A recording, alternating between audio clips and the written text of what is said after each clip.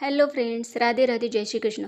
नेहमीप्रमाणे रोजची कामं झाली आणि आज सकाळीच कबुतरांनी गोंधळ घातला होता. त्यांना आधी खायला दिलं आणि लक्ष या तुळशीच्या रोपाकडे गेलं. काही दिवसांपूर्वीच मंजरी घातली होती. पहा ना, किती छान रोपं उगवलीत. आणि हे अपराजिताचं बेल. काही लोक याला गोकर्ण सुद्धा म्हणतात. या वेलीला महादेवाची आवडती फुले येतात. निळ्या रंगाची खूप सुंदर फुले दिसतात आणि आपल्या आरोग्यासाठी देखील फायदेशीर असतात. त्यानंतर दुपारच्या जेवणात आज माझ्या आवडीच्या शेवग्याच्या शेंगाचं सांबार बनवलं होतं. माझ्या एका ओळखीच्या काकूंनी त्यांच्या कामानिमित्त घरी बोलावलं होतं. तिकडून परत येत असताना महादेवाच्या मंदिराबाहेर माकडांची खूप गर्दी दिसली. पहा कसं कैरी खातोय आणि बाकीचे भुकेने व्याकुळ झालेले त्याच्याकडे पाहत बसलेले आहेत. भूक लागल्यावर काय करणार बिचारे. काही माकडं तर मूर्तीसमोरचं हक्काने उचलून खात आहेत.